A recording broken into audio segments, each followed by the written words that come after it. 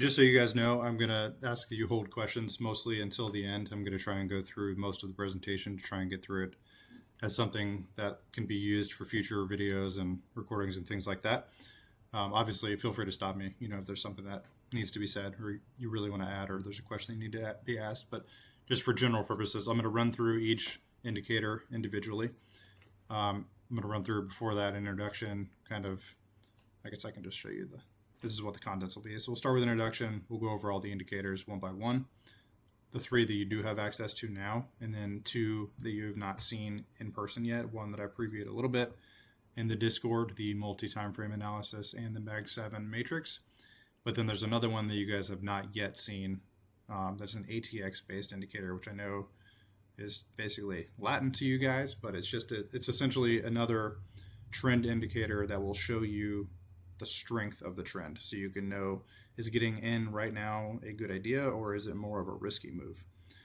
Beyond that, we will run through kind of the 3 trade strategies that I use: the 1, 2, 3 method, the major trend line method, and then just general trigger line entries and retests and things like that. I'll show you some examples that I have, both static examples, and then after we're done with this slideshow, I'll go through the charts as well to give you a few live examples. And that's when it'll be a little bit more interactive. So if you guys have a specific chart you want me to look at, maybe like ES or scale or something that I don't typically look at that you want to go over, happy to do that as well. Beyond that, I will only touch on this lightly, because you guys are already been briefed on journaling and trader stats and things like that. So I do have a slide on trader stats and just the importance of tracking your trades, journaling your trades, understand the importance of why you're taking this trade, why you got in, why you got out. You should be able to realistically sit down and have a conversation with yourself or your spouse or a friend or whomever it might be, and you should be able to show them your trade, even if they understand nothing about trading, and you should be able to understand and explain why you got into this trade, what your logic was for taking it, and you should be able to explain it at a high enough level that somebody who doesn't really know much about trading could kind of understand the gist of what you were doing and your entry and your exit and things like that. And when you can do that and you can truly comprehend the why behind your entries and the why behind both your good entries and your bad entries, trust me, from my own personal experience, it will make you turn a corner in your own trading experience that you'll look back on and you'll be like, I can't believe that I never did this before. Because you will only learn from your own losses.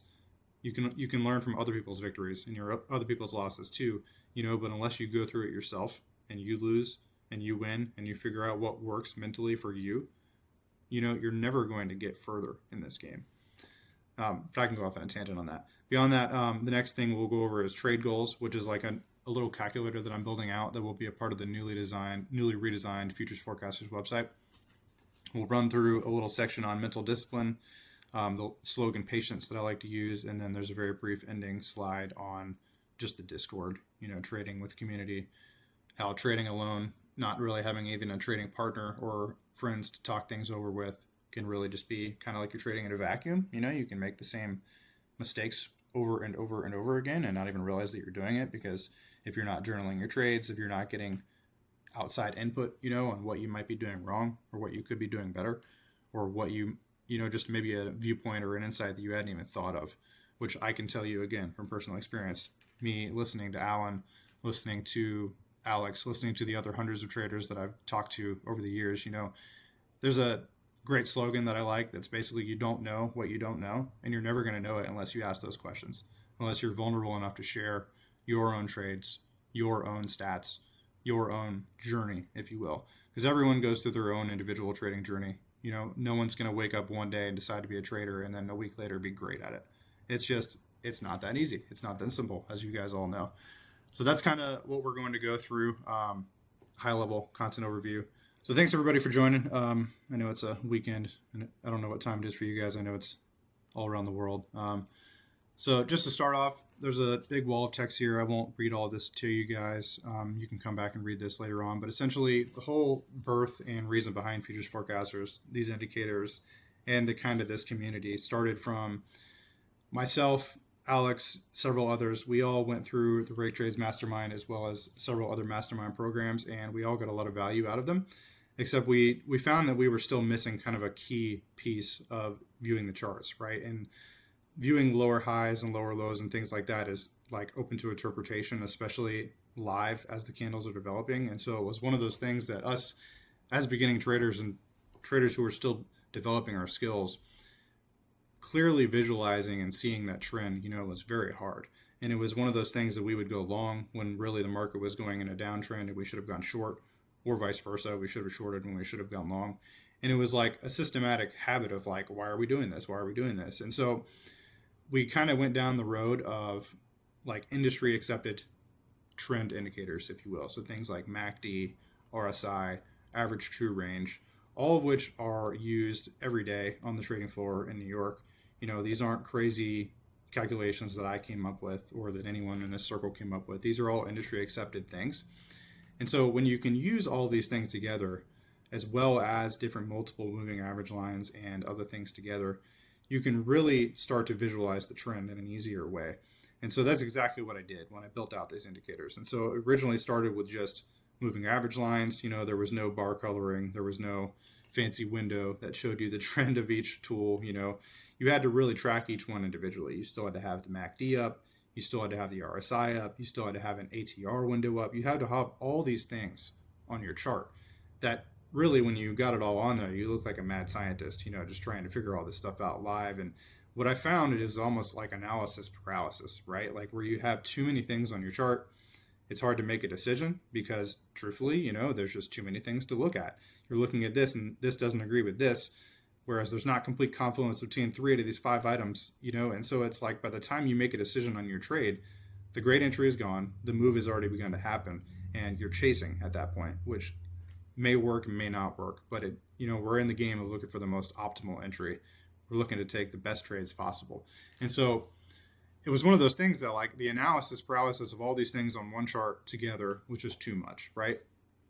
And so I started to fine tune all of those things. And that's where the little forecast window began, was basically just having this quick glance window of seeing things like where we're trending, right? With the MACD agrees with the RSI and things like that. You don't have to physically look at the MACD. You don't have to have all these multiple indicators up in your chart. And on top of that, there's multiple other valuable moving averages, and not only just EMAs, there's different types of moving averages that are built in. There's also volatility Gaussian bands that are built in. There's all kinds of stuff. I'm not trying to educate you guys on the technical know-how behind all this stuff, but all this to be said is that there's probably like 7 or 8 different independent trend tracking mechanisms built into this thing that help you as a whole trader view the whole trend, right? And so you don't get bogged down by, oh, well, the RSI said that we were weak and I should go short, when in reality, everything else was pointing upwards to a positive trend and things like that.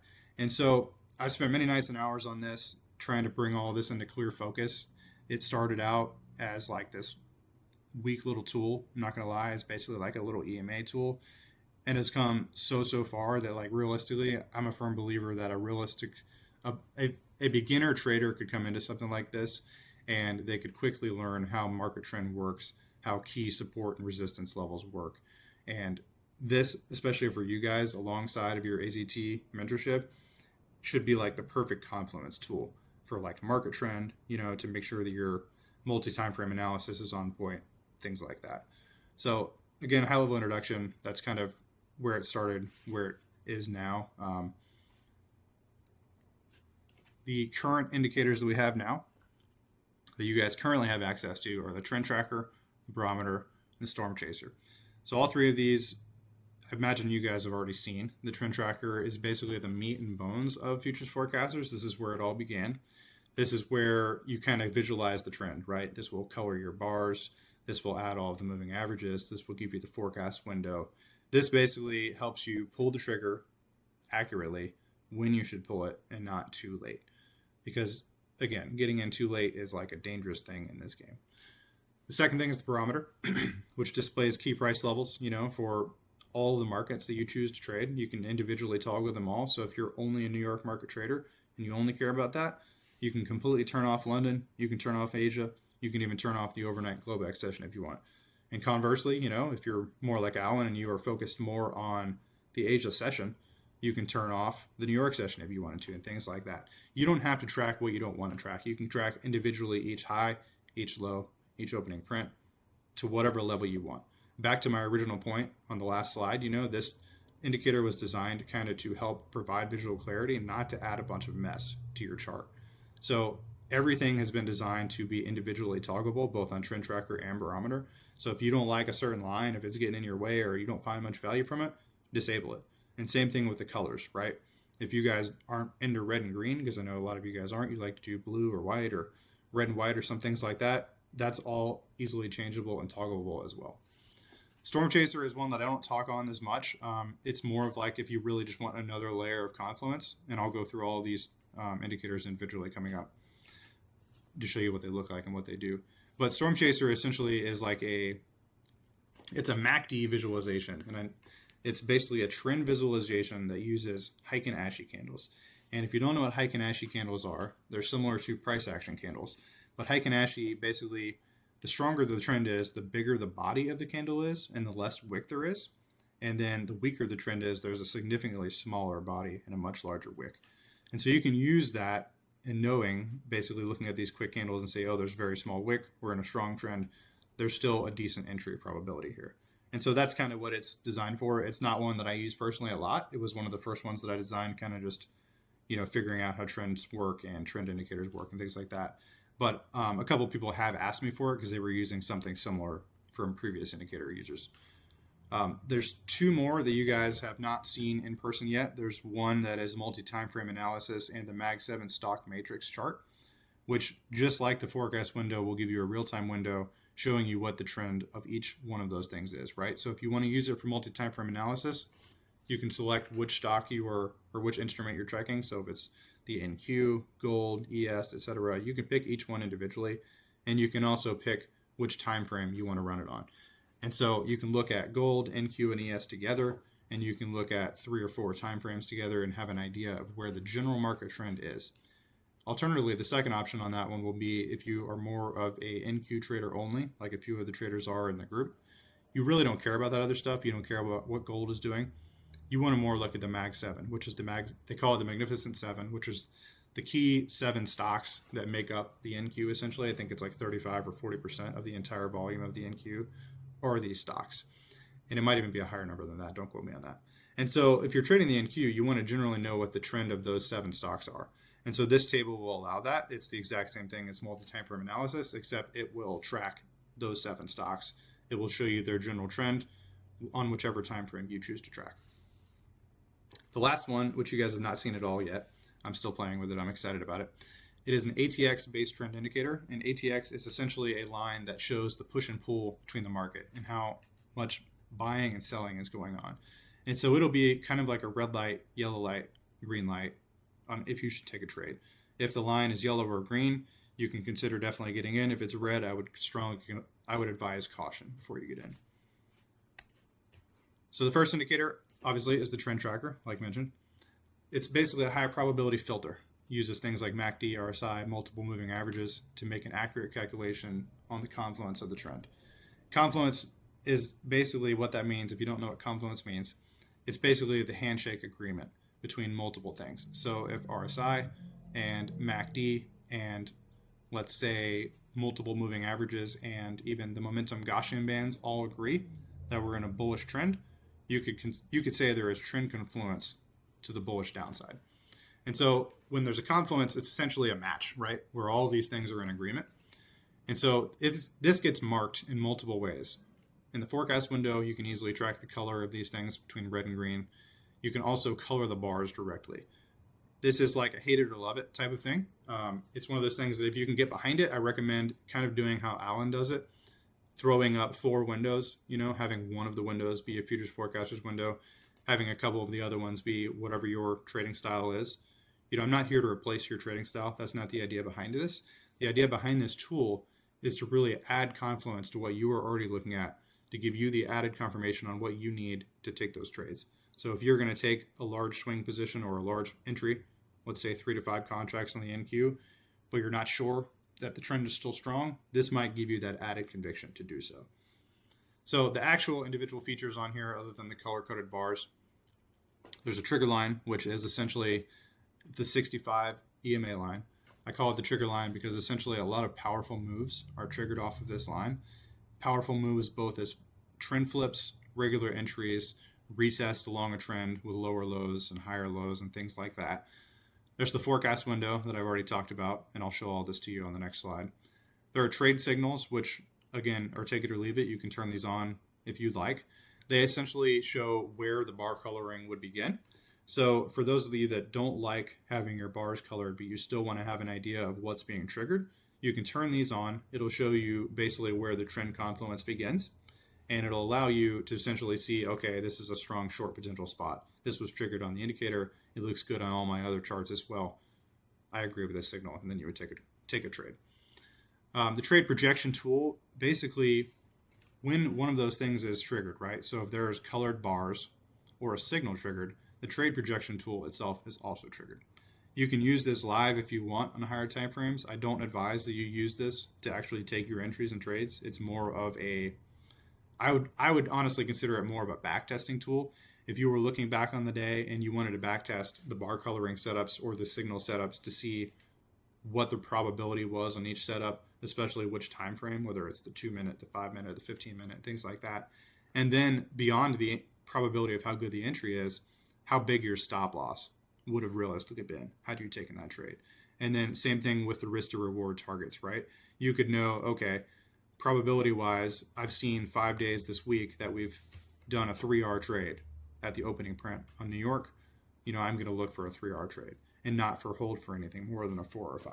And so it's really well used as a backtesting tool to kind of figure out where your best entries are, time wise, instrument wise, how much risk you should use, and how long you want to hold it for. And then, like I mentioned previously, everything on both indicators is customizable. You can pick the colors, the opacity, the sensitivity on everything.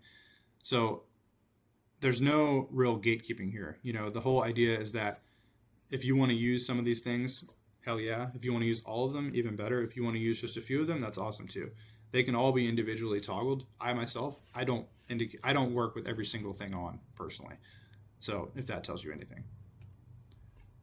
This is a visual of the trend tracker indicator. I tried to tag most of the main features that I mentioned on the previous page. So you can see the bar coloring. You can see the trigger line, that blue line. You can see the major trend line, the one that changes from green to red. You can see the dotted momentum bands. Those are the Gaussian bands that I was discussing earlier. You can see the VWAP line, the 200 EMA line, the red bar coloring that indicates that we're flipping down to a bearish trend, and then the actual trade projection tool. So if you were going to realistically backtest this entry here, you could see that you probably could have done okay with $109, and this is gold for you guys. You probably could have done with about a 1 point stop loss, which is pretty tight. I wouldn't advise something being as tight as 1 lot or 1 point. But you theoretically could have, and you could have taken this entry, and you could have gotten at least a 3R trade here. And so this is where the backtesting tool comes in handy. Use the TradingView replay tool to kind of go bar by bar and just see what entries look the best to you, which makes the most sense, and things like that. On the right is a little glimpse of the customization features, if you will, on each line and each setting. You can turn each one on and off. There's a little info box on each setting that shows you roughly high level of what each one does. So if you forget what the purpose or function behind each one is, it's there. You can change the thickness of each line if you want to make some of these lines have more of an impact than others. You can change them be just thin lines, or you can make them as big as you want. Same thing with the color. You can change them to be whatever colors you want. I know we have a couple colorblind people in the group as well. So if there's certain colors that you need to use, feel free, you can do that as well. And then in the bottom right is the forecast window that kind of shows you, in this instance, that we're having a heavily downward trend. Everything is kind of in agreement. There's confluence. There's bullish trend. Moving on from the trend tracker, we go to the barometer. Barometer is essentially a roadmap, right? So this shows you, like mentioned previously, where the levels are for each session, whether they're the highs, the lows, the opening prints. There's labels, there's lines, and just like the trend tracker, each label and line can be customized in color. It could be changed from a dotted line to a solid line.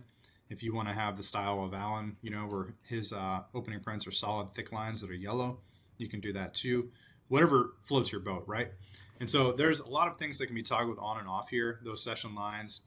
There are daily ATR and Fibonacci levels that I will detail in the next chart as well, which again is another industry accepted tool. I didn't come up with these on my own. This is something that it's a tweak on something that is commonly used. This isn't like they're not just standard Fibonacci. Well, the Fibonacci levels are standard. Let me backtrack. but they're not just applied, right? So basically how they work at a high level is it takes the previous day's ATR, which is the average true range. So essentially how many points we went previously on the whole day's previous candle. And it takes that number and then it adjusts for the whole next day for those Fibonacci levels. And so that's where those levels come from. They're pretty powerful. They're good for targets, for trades. They're good to look for reversals at. They act generally as pretty powerful support and resistance levels. There are alerts built in. I did not picture these on this presentation, but there's alerts for basically anything. So if you wanted an alert when price action crosses the New York opening print, you can do that. Same thing with any of these lines. There's a ton of options there, and I should have added that as well for Trend Tracker. For Trend Tracker as well, there is also alerts for any number of one of these features. So if you wanted to do an alert on the trigger line, if you wanted an alert when the bar coloring turned green, if you wanted an alert, when the momentum bands change from green to red, any of that stuff can be toggled and tuned up for an alert automatically. And then same thing as I mentioned before, right? You can turn any of this on and off as you please. If you don't want to look at the overnight lows, if you don't want to look at the Tokyo session, if you don't want to look at the New York session or the London session, turn them off. That's great. If you want to look at just the opening prints, you can do that as well. You can turn off the highs, the lows, and things like that. It's baker's choice. You can really pick what you'd like. The idea is that I know everyone doesn't trade the same. And again, I'm not trying to push any one method or way on anyone. So the idea behind this is make it work for you, make it fit your trading style, and just turn everything on and off to what fits you best. This is kind of the barometer in action. I tagged everything that I could here. It's all kind of self-explanatory. The overnight highs, the New York highs, the opening print, the Tokyo opening print, the daily levels, the session highs and lows and things like that. On the right is just one brief example of the toggleability and editability of, the lines. If you want them to be dashed, solid, what color you want them to be, how thick you want them to be, if you want the line to be displayed at all, if you want just a label, if you don't want the label at all, again, like whatever you guys want to do. I'm not going to spend too much time on this. Oh, and one other thing is if for some reason we here in America have daylight savings, so a lot of this is built in with that in mind. So if you notice that when you were loading this up, I know a lot of you guys are in international time zones and things like that. If none of these times match up, or if they don't match up correctly, rather, you can come in here and you can adjust as needed. You shouldn't need to, but if you need to, the option is there. The third indicator that's available to you guys right now is the Storm Tracker. Storm Tracker, as mentioned, uses Heiken Ashi candles. So you can kind of see down here that when we are trending downward kind of strongly, there's less of a wick. But as it starts to chop here, there's much more of a wick. And so this is generally an area you would avoid. You're not going to want to take a short here. But you would try and take a long here, right? Essentially because there's no heavy wicks here. Again, so strong trend, chop, strong trend, chop. And you can see that obviously from the movement and the colors too. But there's like a double thing happening here, right? The movement, the coloring, and then the wicks as well. So there's three things to really look for. So Storm Tracker itself is designed really to help you clearly see whether it's gaining or losing momentum. So this helps you not get into a trade too late. This helps you not get into something that like realistically has already played its hand, if you will, and so you're getting into a short that's already gone down 80 points thinking it's going to go down another 100. But when there's clear market indications to the other side and it's starting its actual reversal up, that's what this will help you avoid. I do throw this on every once in a while. This is not one that I use all the time. This is, again, if it's something that you find fits your trading style, that's great. If not, feel free to use it. But it's really used to I wouldn't use it solely by itself. I would use this alongside the Trend Tracker or the Barometer and things like that. This one I've detailed a little bit in the Discord. I don't know if you guys have seen this at all. And I've basically talked the features through 6 times now, so I'm not going to go over it again in full detail. So this is what it'll look like. You basically can pick which futures that you want to track and which time zones you want, or which time frames you want to track. So on this example, there's ES, NQ, and gold, each of which having the 2-minute, the 5-minute, the 30-minute, and the hourly. Excuse me. And so you can see that there's a lot of disagreement here. If you were going to take a short, you would probably do more of a scalp if you were going to do it on the ES or the NQ because the overall trend is kind of in disagreement. And same thing with gold, right? If you're going to take a trade, you would be looking to take a short. Even if the 5-minute is positive right now, everything else is trending red. And so there's a very good likelihood that 5-minute is just a pullback and is likely to trend back red since the 2-minute is already trending red as well. And then conversely, if you don't want to look at any of that stuff and you just want to track the Mag 7 tracker, this is what it'll look like. It has each stock on here, all 7 of them. You can pick which time frame shows. So if you want a 2-minute, a 5-minute, a daily, whatever really is up to you. And it'll show you at a quick glance what their current trend status is. It's quick, it's no fluff, there's not a lot of complexity here. This is based off of just the current trend up or down of each one individually. ATX one, this is the one you guys have not yet seen.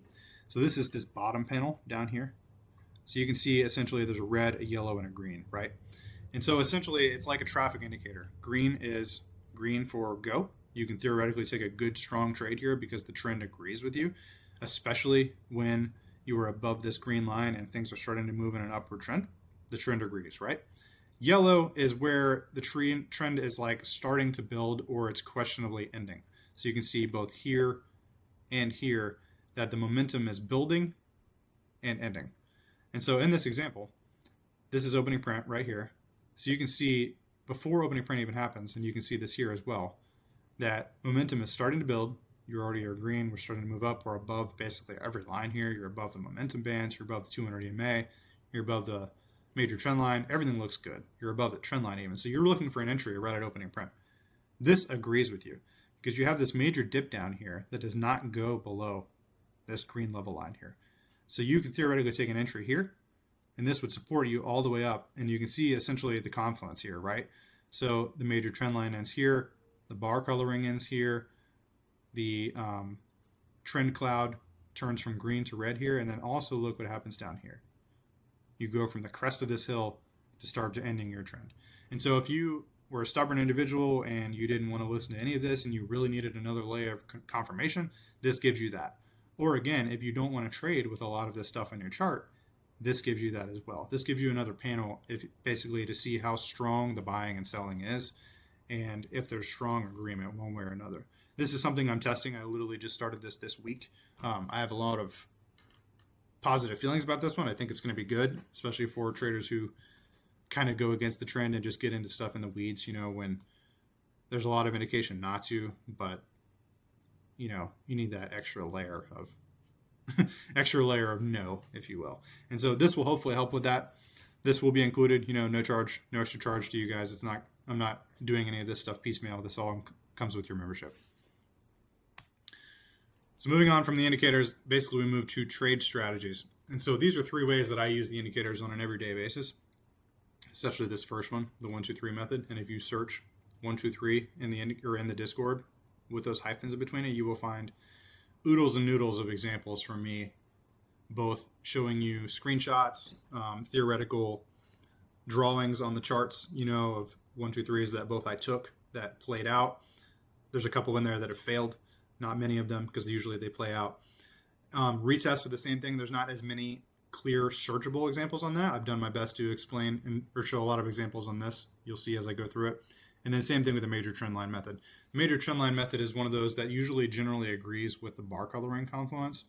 So it's pretty easy as we go through it. You'll see you can backtest these all pretty easily on your own. So the first one is the 1, 2, 3 method, right? And so this is kind of where we start to break across the trigger line. And it's easy to get trapped by this first dip below it. And I would urge you caution on anything, whether it's this trigger line, whether it's a level, whether it's really any touch and go, any kind of reversal, any kind of support and resistance touches. You don't want to immediately enter on the first touch. And I'm sure Alan would agree with that. You're not going to immediately enter on the first double bottom candle because you want to wait for that second candle or that third candle to confirm that the actual move is happening, right? And so that's what this 1, 2, 3 method is here. And so you don't want to enter on this first move here because this is where the trap out enters. Because if you enter here, right along this line thinking it's happening, we're breaking these momentum bands, we're breaking below the trigger line, everything is red, this looks great, I'm going to take my short here. But what ends up happening really is you're going to get stopped out because this is that one of the 1, 2, 3. And there's usually almost always some kind of a retest up after we break below the trigger line for the first time. And so in this example, the first touch is number 1, right here where we initially cross the trigger line, which happens here. Number 2 is this temporary rejection, or where we retest the line. In this case, it's a little bit of a rejection. And different examples that I'll show you on the next slide is a little bit more of a retest where we don't come up as high, and it's more of a hesitation here, if you will, and then the entry is confirmed. And then number 3 is where the entry really is confirmed and the breakout move happens, right? So 1, 2, 3. 3 would be you would take your entry here at the actual break of the trigger line, targeting as far down as you please. In this example, this was a pretty decent move, targeting the bottom of this second support, hourly support zone, which went for 100 points. So that's the rough concept. Here are a couple of examples. So we have been trending down in this example prior. You can't see it. So we start to make our move back up. Again, you could have entered long here, but there's a couple of reasons not to. 1, because of the 1, 2, 3. 2 is because of this fib level. You're not going to enter, again, on the first touch of anything. You want to wait for that retest. So you got the 1, you've got the 2, and then you have the 3, your entry. You would enter here, whether on this candle, if you wanted to wait for the actual move up, on this candle, whatever you're most comfortable doing. But these 2 candles, these 3 candles really are your entry window. This next example is a move to the downward. So we're trending up. We've been trending up in this example prior. We start to move back down. You could take your entry here. This one probably theoretically you could have been okay and safe to take, but because this one is more of a retest and less of a reversal. So whereas this is a reversal, you can see how we come above the blue trigger line and hold above it for a few bars. This is a pure retest. So 1, 2, 3, you really are just retesting the trigger line. So these are hard to see in the moment. It's hard to know which one's going to be which. Whoops, sorry. It's hard to know which one's going to be which, but just as these play out with instinct, you'll get an idea of what your risk tolerance is, of how aggressive you want to get on these entries. If you want to enter on this candle immediately, just betting that you're not going to go up any higher, or if you want to wait for this second candle, whatever it may be. Here are a few more 1, 2, 3 examples. Trending up in this one, and this is another retest example right here. So it's 1, 2, 3. And then here's one without the bar coloring when we were trending down, and then we're breaking back upwards, right? So 1, 2, 3. So really you could have taken the entry here. If you wanted to wait until you're up a little bit higher, until you break the momentum bands, you can as well. If you trade with the momentum bands on, it's up to you where your comfort level is with the actual entry. But I can tell you that this 1, 2, 3 pattern, you will start to see it play out, because it happens every day on every chart, on every time frame. I've seen it on the 30-second chart. I've seen it on the daily chart. I've seen it on the hourly chart. I've seen it on NQ. I've seen it on gold. I've seen it on crude oil. I've seen it on NVIDIA. It just happens all the time. This retest, this lower low method pops up all the time, and it triggers right along the trigger line.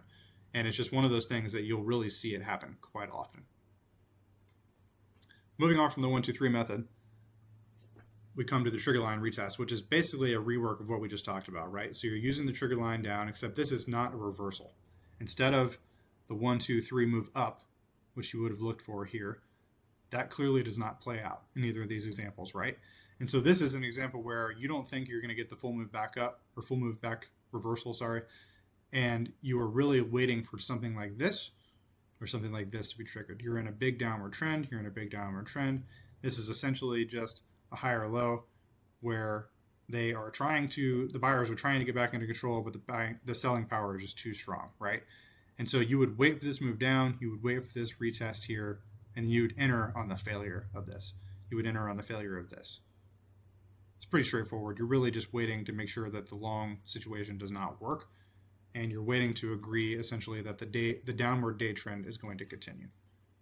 You're going to exit, anywhere along a double bottom here, wherever the momentum starts to weaken or wherever the move starts to go sideways. Here's a few more examples of these. Major downward trend. You're not going to go long here because, again, the whole day is trending down. You're not going to look for long. Use your multi-timeframe analysis for this to confirm this entry. So this would assumedly be on like a 2-minute chart. You would have a 5-minute chart over here that is showing you were still moving down, and this would be your entry point. Whether this is your adding on to your entry if you got in earlier, whether you missed this entry up here and you're looking for an entry here, that's kind of where these play out. To the upside, here's another example. We are moving up. We retest the trigger line. You can get in long here again.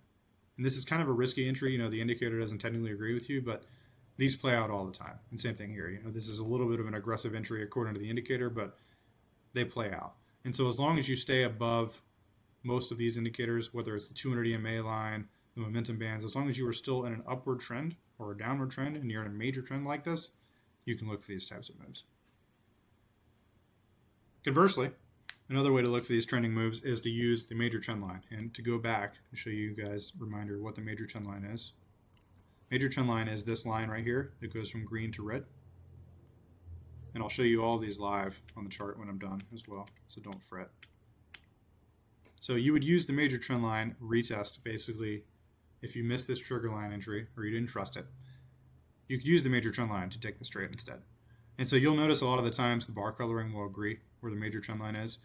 And I'm not going to read all this to you. It's essentially the same thing as this before and this before. You know, you want to agree that you're in a major trend, whether you use the super trend lines, the momentum bands, the trigger line. You know, you can tell that you're in a pretty clear downtrend, right? So you're looking for another short entry here. You could use this. So when you break below the major trend line, great entry. When you break back above it, great exit point. And conversely, it's the same thing when you're trending either direction. When you break below the line is a great entry point, and this works really great for scalping, if you can't tell from this screenshot. And then when you start to break above it is an exit. So I know this is a not great screenshot. This is an old one I found in the Discord. But essentially, this is a better example, right? So you would enter when you're breaking below the major trend line, and then you would exit when you're breaking above it. It's almost systematic. Like you could just take these scalps all day long. If you're in a strong trending market like this, enter, exit, enter, exit, enter, exit, enter, exit. And I have traded like this. I've done this multiple times on lower time frames, especially. I'll do it with a few M and Q. When we're on those huge heavy trending days where it's tariff news or Trump news or something like that, you know, and you're it's a strong, clear direction up or down, these are great to look for. Because you'll notice we don't touch this trigger line one single time along this whole trend. So if you were waiting for a trigger line entry here, which admittedly are the strongest conviction entries, you're just not going to get one. You're not going to take a trade all day long. And so these give you an alternative entry example where basically you can look for whether it's a hold like this or just quick scalps. It's really dealer's choice again. So it goes back to your own trading style. But essentially, you know, when you break below, you enter, you can hold to an actual target point, or if you want to just continue to hold, but when you break back above it, you get out. And the same thing exists when you're going in an upward trend. And you'll notice most of these work in downward trends because we don't typically trend this long up in an angle, but downward trends will usually tank for many candles in a row. And so here's another example. We broke above the major trend line. You could have entered here. You could have gotten out here. You could have entered here. You could hold this until we eventually break the major trend line again. And it happens again going positively in an upward trend as well. You break above this line, you could take your entry. You break below it, that's your signal to get out of the trade. And so I'll notice a lot of these people will trade in the room and they'll be, man, I got into a great trade, but I held it too long. And it's like, well, where's your entry? And their entry's somewhere over here when we retested below. And it's like, why? Like, why didn't you get out right here? This is a very clear indication, barring the bar coloring. Like, if you don't want to trade to the bar coloring, I get it, you know? But there's still a very clear indication here, both with the trend cloud and the cross against this line.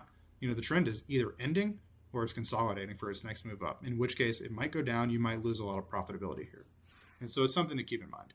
You guys have already been spoken to about journaling and trader stats, and I'm not going to beat a dead horse. I know a lot of you guys are already on trader stats. I will tell you the importance of journaling and trading by itself, and I can tell you from my own experience and my own trading abilities that I don't like to be dramatic, but I was essentially a lost trader until I started trading. Or I'm sorry, until I started trading. Until I started journaling and tracking and logging my trades. And truthfully, it happened when I started using Top Step and I was able to easily export things and load them into Alex's budding software, Trader Stats, and things like that.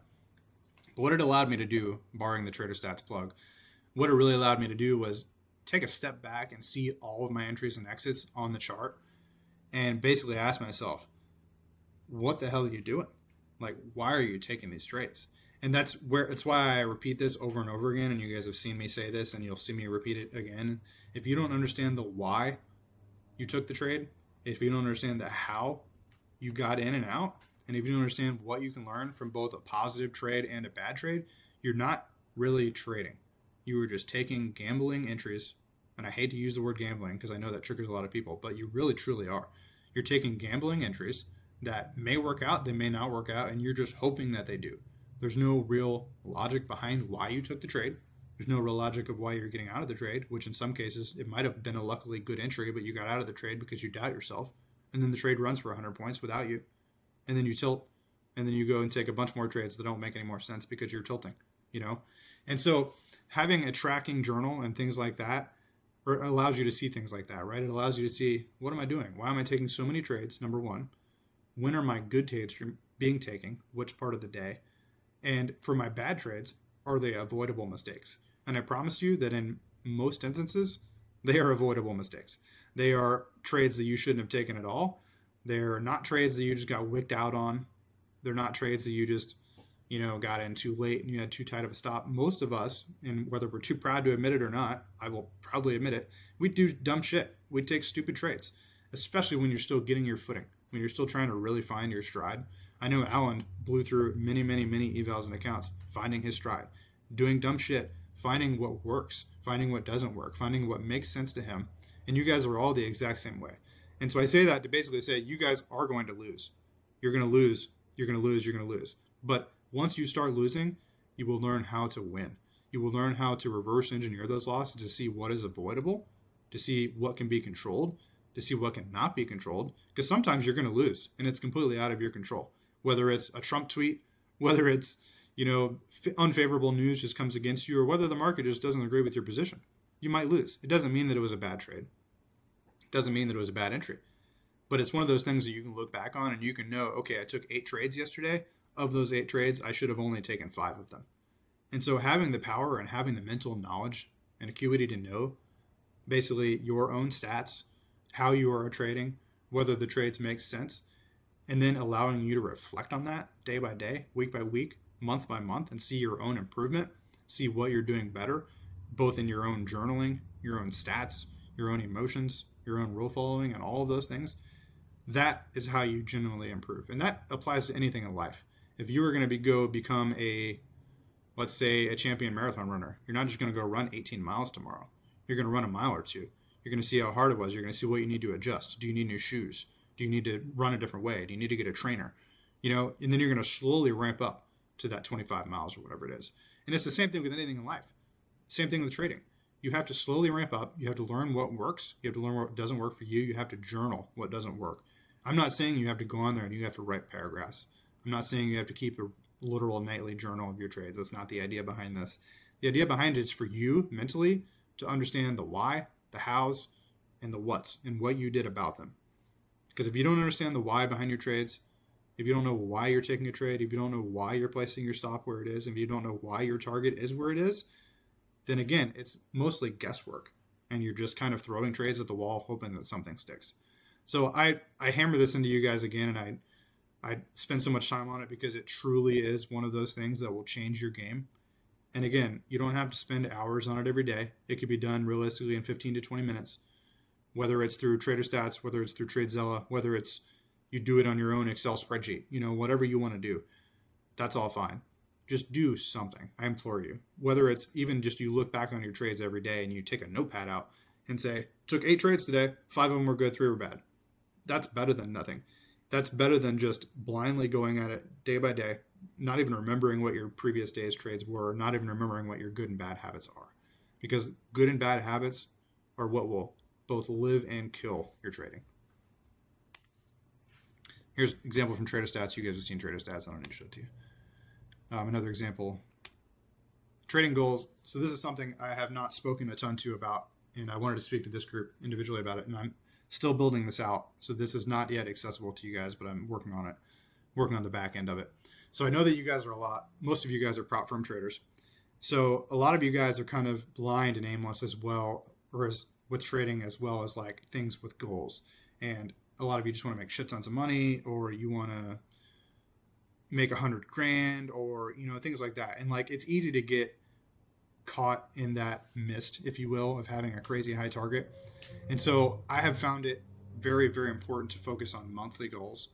And I know Alan can speak to this too, that having a daily, a weekly, and a monthly goal essentially will help you as a trader, both in your own mindset of how you're going to trade each day, but it'll also help you with your tilt prevention.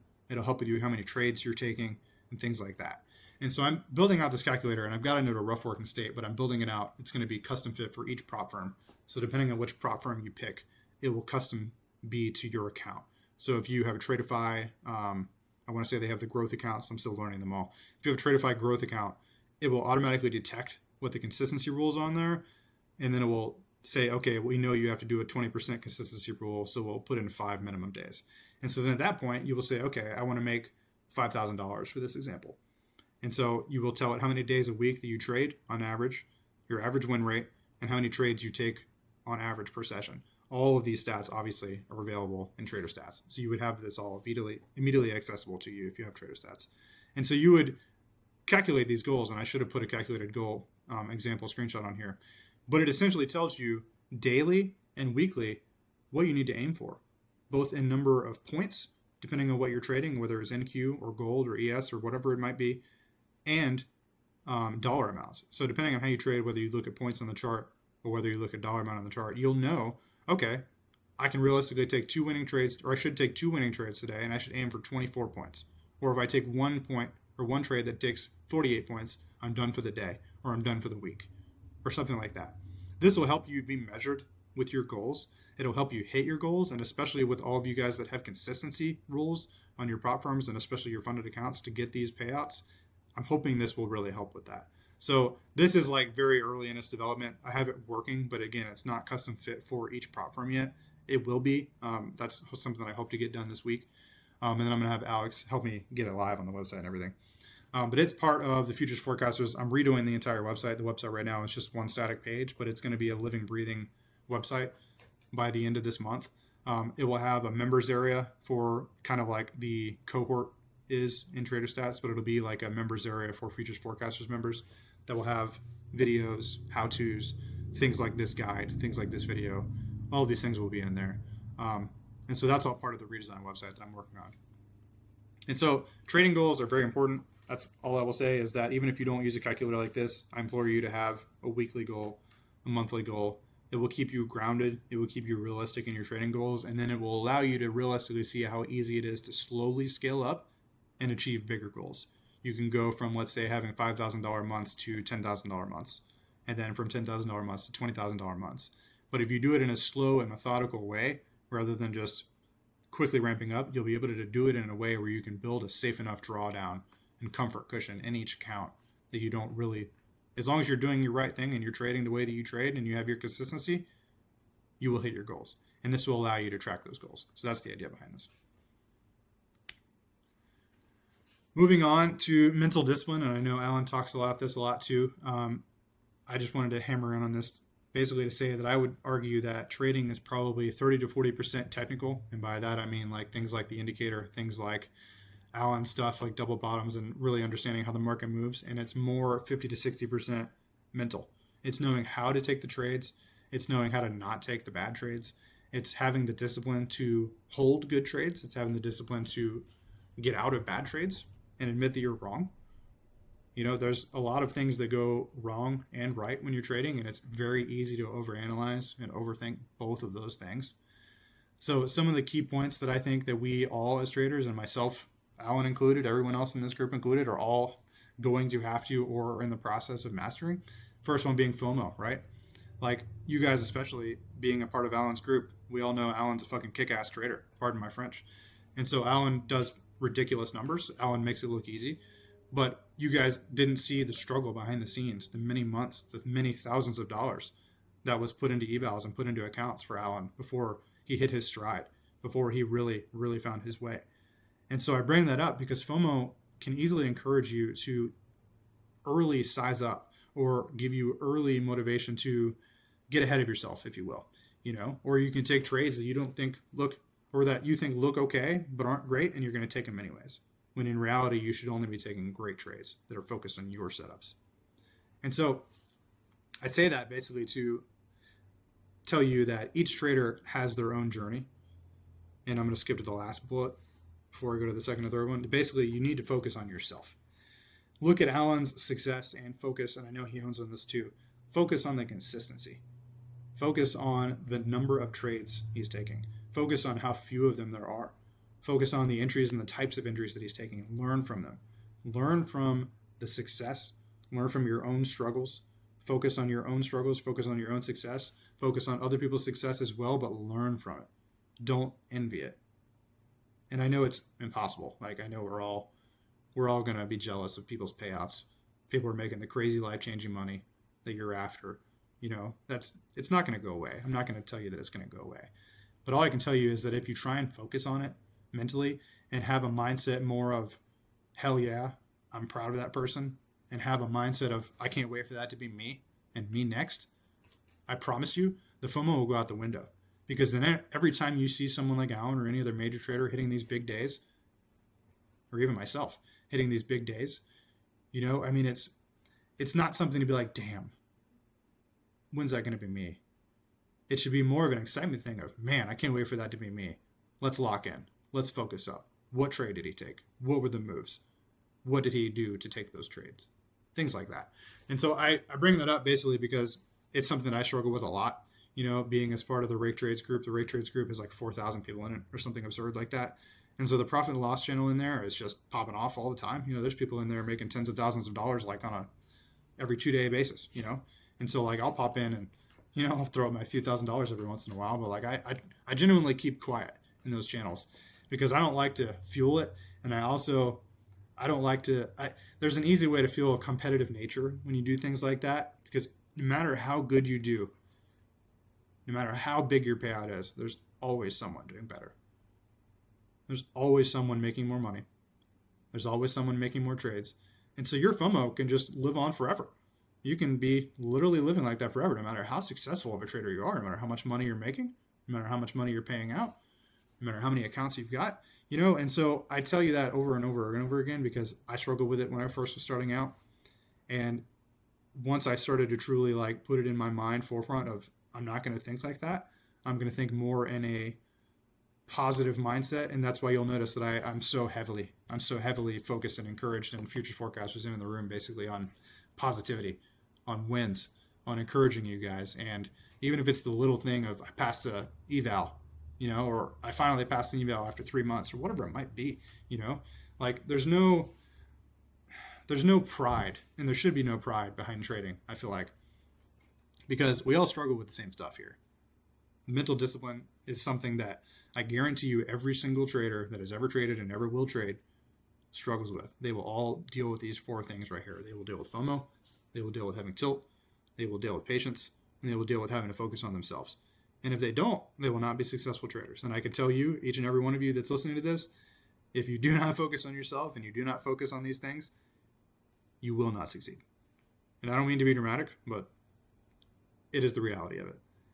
So I went from FOMO, I covered focusing on yourself. Tilt is, you'll hear this a lot in the trading industry. It originally is derived from gambling. It's basically when you go down this tilted black hole of logic is out the window, focus is out the window, your setups are out the window. You're not looking for anything rational. You're not looking for anything logical. You're just tilting. You're just taking trades because you're trying to make back your last loss. This immediate setup, you have a green candle, you're going to go long. You get a red candle, you're going to go short. That's something that we will all deal with. It's something that you have to do your best to minimize. Everyone still feels tilt, no matter how many years, months you are into trading. It's never going to go away. But the earlier you can recognize it and just step away, physically, literally get up, step away from your charts, get away from your desk, put your phone down, go outside, go for a walk, come back to the charts with a clear head, and then consider taking more trades. That's genuinely the best advice I can give you for tilt.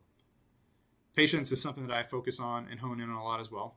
Basically, the idea behind the phrase is the more patient you are with the markets, the more it will pay. And so that basically applies in any which way you want to apply it, right? Whether that means you've got a great entry, be patient, hold it for as long as you can, whether the market thinks that you, or whether there's pullbacks or not in the market, and whether you think it's going to go higher or not. And then alternatively, the patience to not take trades is just as important, right? So over trading, doing those tilts, over trading in the gray bar areas, taking trades when the trend is kind of too far away from any real solid entry point, that can be just as much dangerous as being patient when you're in a trade. So patience can go as far as being in a great trade, moving your stop loss into profit, getting stopped out, and then watching the move go 100 points without you. I know that one very well from pain and experience as well myself. And so patience literally applies to every little part of trading. And so keep that in the back of your mind, just as you're trading, whether you're entering the trade, whether you're holding a trade, whether you're thinking you should get into a trade. Take a deep breath. Ask yourself, are you being patient? If yes, focus up, take the trade. If not, wait until you feel the patience. Finally, the Discord, you guys are all a part of it. You've been a part of it for a couple of weeks now in the trial. Again, it's a success-driven Discord. We all want you guys to see victory. We are all very encouraging. There's no competitive nature here, really. The idea is not to have the elite traders making the small fry traders feel bad. That's not the idea, right? The novices should not feel like they shouldn't be able to trade in a room with, I don't want to say experts because that's too strong a word, but more the advanced traders. And that's the idea behind it, right? And there's the same thing. There's trading rooms. There's non-trading rooms. If you guys want to just chill out a little bit. I know a couple of our users, especially Leto, is really into the car scene. And so he has the opportunity to see a bunch of really kick-ass cars that he's fortunate enough to share with us in the cars channel. Alan is a huge foodie. So there's a bunch of cool food posts that go in. I've got 2 cats that go in the pets channel. We've got a few dogs. So there's a bunch of fun stuff in there. It's really like you can take it or leave it. Again, just like everything else. If this is something that you want to really heavily participate in, feel free. If not, more power to you. There's no pressure here. This is just something that does come included with the indicators, with the membership, if you will. This is in addition to the AZT rooms that you guys have.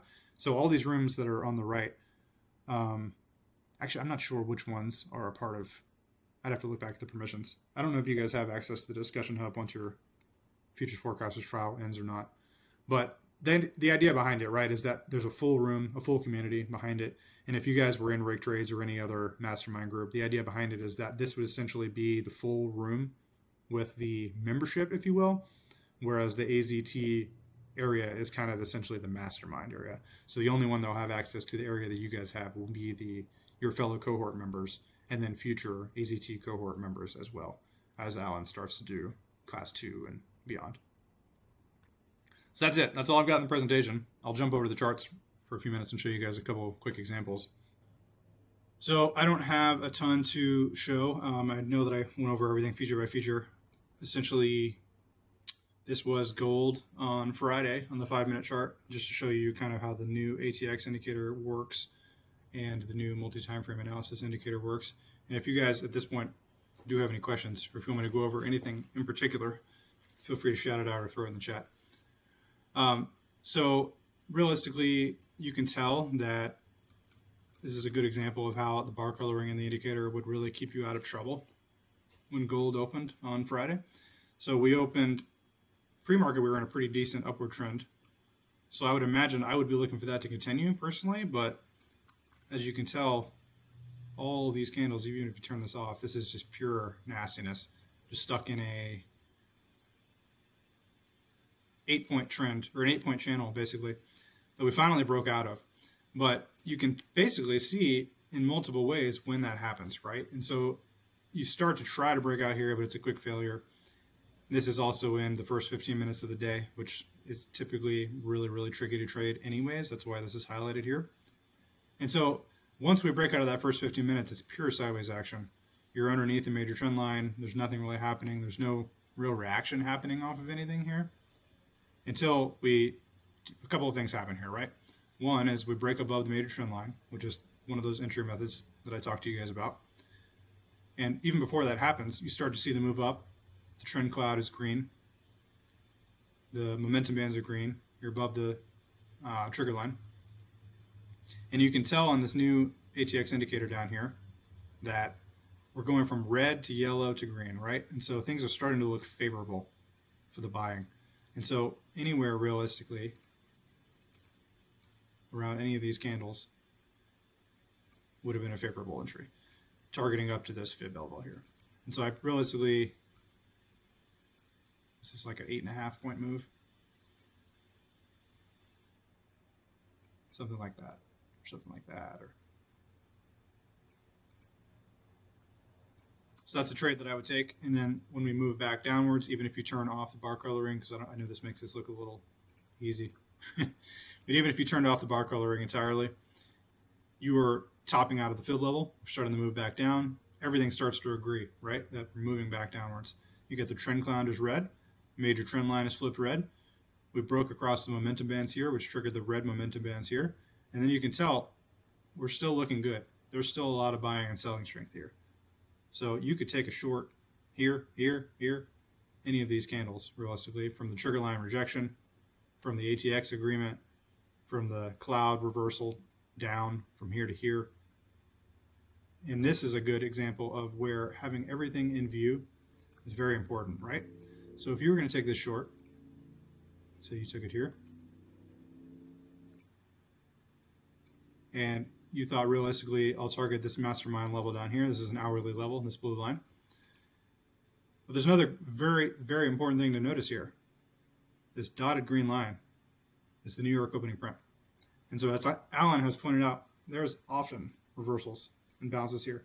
So if you're going to take a quick short here, especially since we've been trending up, up, up, and up, which is what I would advise, I would have realistically taken this short down to the opening print.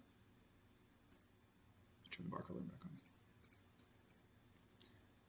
And then realistically, you can kind of tell this is where the ATX indicator comes into play. You can tell the buying and selling power is just dying. As the day ends, nothing really happens, and we just basically go sideways. You could take some longs here, and you could realistically scalp it maybe for 3 points if you were really, really aggressive. But this ATX indicator will help you try to avoid these types of scenarios where you're trading just to trade because you want a move to happen rather than a move actually happening. The box up here is the multi-timeframe analysis matrix. This is what the settings roughly will look like for it. I'm still playing with it. So you'll be able to turn all these, you can toggle them on individually. So if you were, let's say, just an ES and an NQ trader, and you wanted to only look at long-term trends, you can do that. Or if you didn't want to look at ES at all and you wanted to look at YM and RTY, you can look at it like that. So it's completely customizable.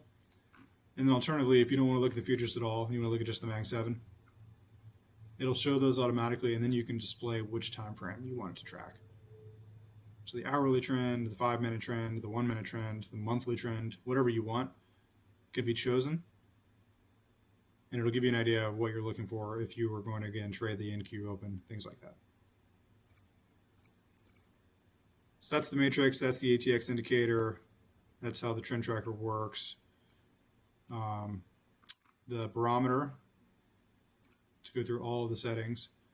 There's a ton here, and the one thing I see people complain about is these labels being on top of stuff. This spacing thing, I don't know if a lot of you guys have noticed it, this is here, so if you add a different number, so from like 10 to 30, that'll add additional space. So if you have an issue where these labels are getting on top of stuff or they're getting in the way, you can adjust this. And alternatively, if you don't like the labels at all and you just want some text, you can do that as well.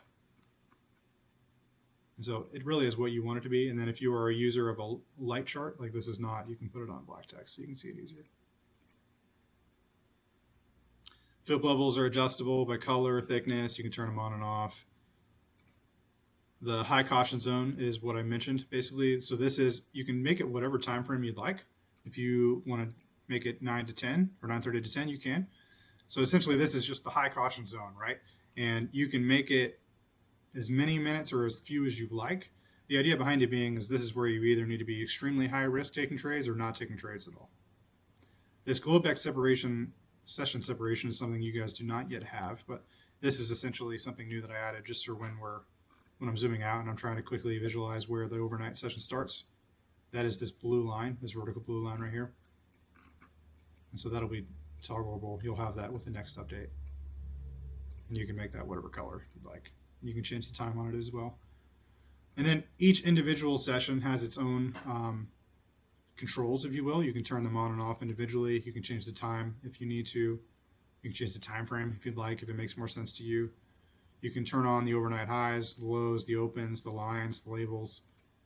There's a little descriptor that shows you what each one does. You can continue the overnight highs through the New York session if you'd like. So this essentially is these lines right here. So the overnight session has ended. the New York session has began, but you still want to reference these lines. And so they just continue. If you disable this,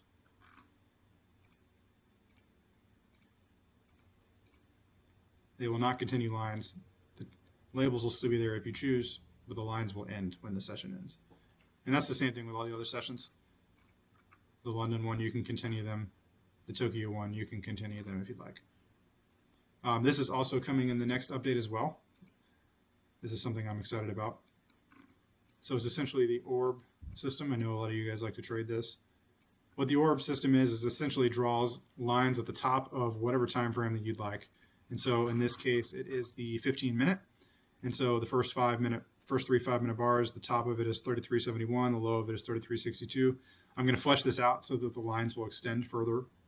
But the idea behind it being is that you would have a line drawn here, and you would have a line drawn here. And then you as a trader would be waiting for the break outside of probably, I think the idea is the first hour or something like that. You'd be waiting for the break of this first order in the first hour. And so in this case, you would take a long here once you have confirmed a break. And that's it. That's the entire strategy behind it. And as you can see on this day, it worked out pretty well. I wouldn't recommend blindly following it. This is something I'm adding just because users have suggested it. I like seeing the actual daily zone and channel more than anything. You know, it's nice to see the first 15 minutes or first 30 minutes on a day like today, or Friday, I should say, where gold really didn't do anything. And it's very easy to visualize that. This was the only breakout of the day. So, like, you could try and trade this breakout back down into the zone, but really, if you're looking for the strongest move of the day that made the most sense, this one's probably it, or this one right here. And so that's what this will be useful for. And I know a lot of people use that when they're trading. So you don't have that yet. That'll be in the next update. I'm just testing that a little bit more. That will be in version 3.2 once it is released.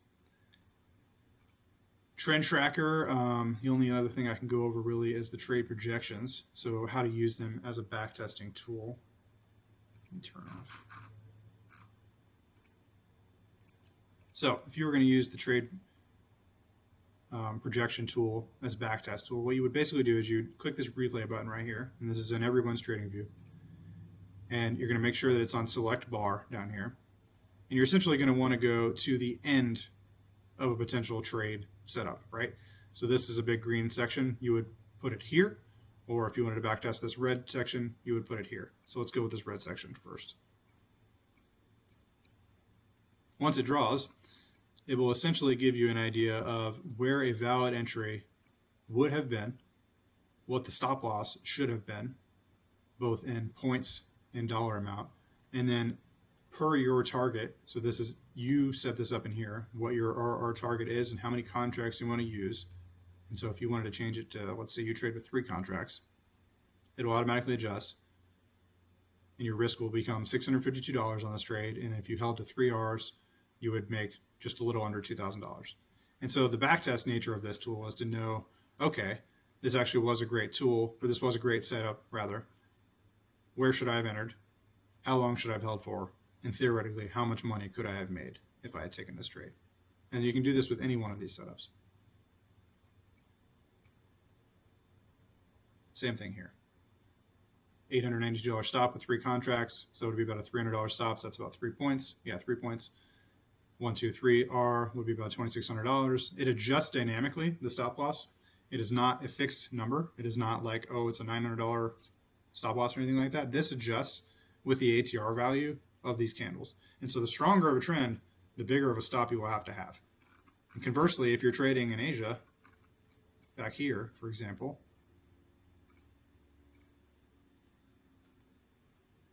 you were able to have a much smaller stop loss. And in this case, the stop loss gets hit. But this is a 1 point stop, which again, I would not recommend. And so that's pretty much the most powerful way that I found to use that tool. You can kind of use it to see, going back to the overnight open sesh. So this is the, I don't believe I have. Oh yeah, it's on. So this is the Asia opening right here, this red dotted line. And so right after the Asia opening, you would be looking for a long. You can see that it's confirmed here. But if you were really, really aggressive, sorry, I clicked the wrong bar. if you were really aggressive, you would go long immediately right at the open, counting on this trigger line bounce, and then you could hold it as long as you want. And this is, again, completely adjustable. So if you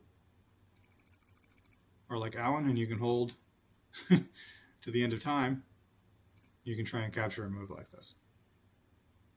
And so that's generally the idea behind it. You can see how far moves go, at what time of the day, what you can generally expect, what to look for at opening print, if you're going to take a move, how many points it might typically go for, things like that.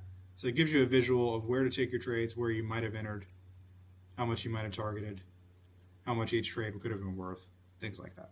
Does that all make sense?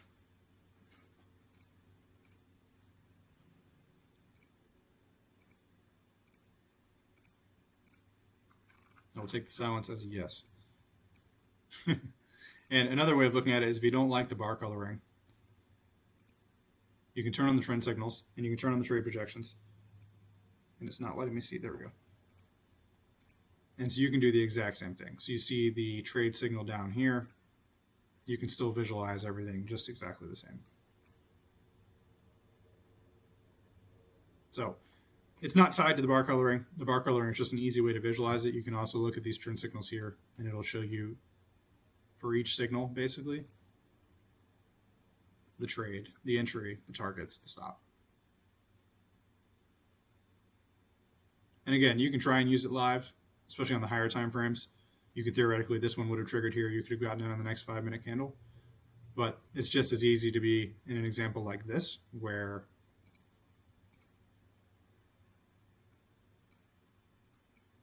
this looks great and it's triggered up and everything looks good and you're even trending up, and I could be faked by this, and then the very next candle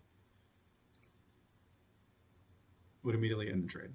So it's good to wait for a confirmation. It's good to not blindly trust anything, especially something like this. This is based purely on calculations. This is not there's no AI behind the wheel doing this. This is based on ATR calculations and strategic entries, essentially, just like the bar coloring, just like everything else is.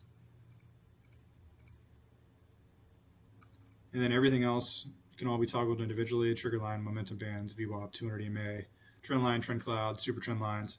The forecast window, you can turn it on and off.